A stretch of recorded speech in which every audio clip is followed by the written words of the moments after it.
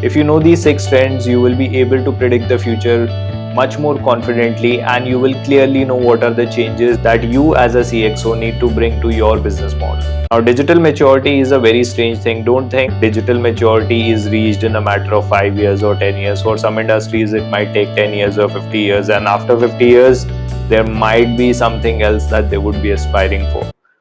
But if you are able to predict how the digital maturity looks like 5 years from now, 10 years from now, 20 years from now, you will be able to prepare much better for it. So let's dive in.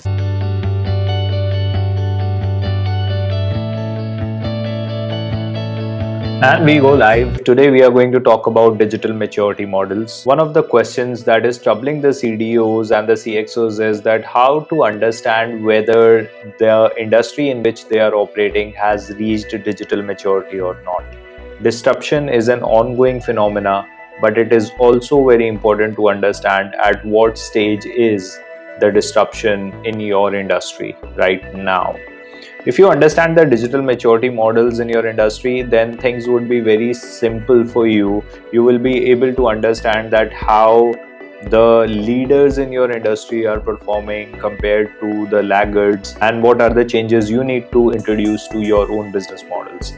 So here are 6 trends I would like to talk about that actually give an indication about at what state is the digital maturity in your industry. 6 trends are particularly true for the B2C businesses. B2B business operate in a very different way. We all heard recently how one of the big tech companies won a $22 billion account, and at the same time there was another $10 billion account from a federal agency. These 6 trends are very noticeable in the B2C businesses. To understand digital maturity model for B2C businesses, if you know these 6 trends, you will be able to predict the future much more confidently, and you will clearly know what are the changes that you as a CXO need to bring to your business model. So let's dive in. The first is that as a result of digital transformation, the business models will become democratic. Generally, the cost is reduced by mass adoption or because of mass production that comes from that mass adoption. There are freemium models that democratize information, and at the same time, access becomes easier. For example, the smartphones that we buy today, they are so cheap. I still remember the very first phone that I got almost 20 years ago. The features were bad, and it was very expensive when I bought that. What digital transformation actually does is democratizes the access for the consumers. So now the smartphones are cheaper, everybody has access to the social network and access, to a paid car. For example, if you wanted to have a chauffeur driven car earlier, it was not available for everybody, but now in the gig economy, just by press of the button, you can book a cab. That's how the model has been democratized. The richest person in this world, the kind of movies that they watch is perhaps the same as what anybody with a Netflix subscription watches. So entertainment is getting democratized. Social networks have completely democratized. Smartphones have been completely democratized, and that's how the businesses are going to move towards the future. Direct models come into existence. Intermediaries and the middlemen commissions are greatly reduced, if not completely eliminated. The reason why retail is getting disrupted is that earlier in the entire retail chain, there used to be a number of wholesalers or the intermediaries who were facilitating the transaction. And we still see indirect models in the agricultural space wherein before the goods actually reach from farm to the table, there are a lot of intermediaries involved. So digital actually makes sure that the business models that are coming into picture, they are direct models. This, by the way, also helps in reducing the cost, which further contributes to the democratization of the model. Third thing is on demand. Now we are living in the age where the consumers are so much comfort loving that they want everything by the press of a button, through a voice command, through a gesture, or through a facial recognition tech. Now, if the product that you are selling to the consumer is not available in such a simple fashion, then there is still some amount of digital transformation that is left to be done in your industry. Consumer expectations have been changed by the big tech, and as a result, most of the B2C businesses are now forced to adapt to this shift of customer experiences. So now all the businesses must adapt to the customer expectations that have been changed in an irreversible manner through the amazing experience that the companies like Amazon, Netflix, Facebook, and Uber have given to the customers. These are the companies that have truly made customer the champion and designed the products that are so good at customer experience that the customer just does not want to leave them. Another thing that you will notice is that as the business models reach more and more digital maturity, digital ecosystems begin to emerge in that industry. And by digital ecosystems, I'm referring to there is one organization which has multiple partners, and through a centralized platform, company actually sells its own offerings as well as partners' offerings to the end consumer. And that digital ecosystem is formed by M&A, strategic alliances, majority or minority investments, or through MOUs or even API based agreements. They are much more than companies, they actually dominate the industry in which they operate in.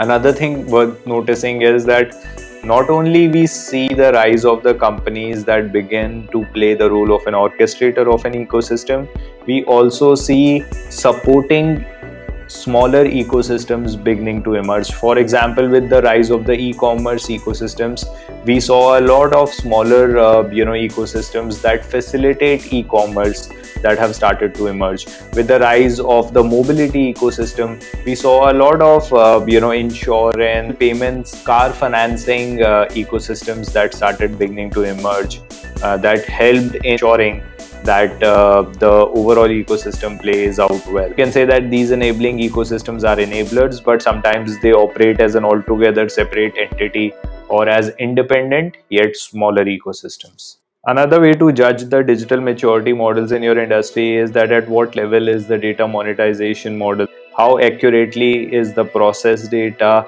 production data, and the consumer data collected, connected, and monetized to ensure that the optimum levels of productivity and customer experience can be produced. Data is captured, connected, and monetized as per the privacy guidelines. Value may or may not be shared with the creator of the data. As we have all seen in cases of the big social networks, some of the influencers and the creators actually get the money, but then a lot of customers or consumers who share their data voluntarily on the platform, they don't get any share of the pie split between the bigger influencers and the creators. Now, the first five models, while they lead to the centralized platforms or the centralized ecosystem creation, that's the fastest way to spot whether an industry is close to the digital maturity model or is it far from it. But the centralized business models are not where this digital maturity actually ends. The true digital maturity models are completely decentralized models, and this is still like few years away from fruition because blockchain technology is yet to reach its desired maturity level. But imagine you controlling your own data. I have spoken extensively and written extensively about the decentralized economy. What I would like to say is that imagine a situation wherein you as a consumer, you open up your travel data, your fashion data, your learning and development plans very openly. The companies get to pitch you based upon the data access that you have given, and based on whatever transaction that actually takes place, you either get a share in the form of the direct cash or commissions, or you get some cashbacks based on the transaction that has happened. Still get cashbacks, but they are randomized, they are isolated, and they are not related to the transactions that happen because of you sharing your own data. And the other thing is that due to the centralized business models, there are also certain obvious evils that have creeped into these systems, and there are also certain shortcomings that are there in the system, which the blockchain based decentralized business models can eliminate, in the sense that the data privacy and the data ownership will lie with the creator of the data, and they will have full controls. There would not be one organization that would be making all the decisions related to all the data and all the partners in the ecosystem and all the enablers in the ecosystem. The model will be based on smart contracts that have been facilitated by blockchain technology. So in a nutshell, if these 6 trends are noticeable in your industry, like the business models are becoming democratic, there are direct models that have started to emerge. Most of the models are on demand now. Then digital ecosystems are there. Data monetization is taking place, and finally, decentralized business models have started to emerge. Then your industry is very close to what I call reaching the state of digital maturity. And of course, there would be some disruption that would come in because of the new technologies that would keep coming in. But if these 6 trends have matured within your industry, then chances are high that your business model is already digital mature, or your industry is already digitally mature. Look forward to your comments and connecting with you on the social media. I love to talk about digital strategy and ecosystems, and I write extensively on Medium, and I publish my talks and webinars on YouTube.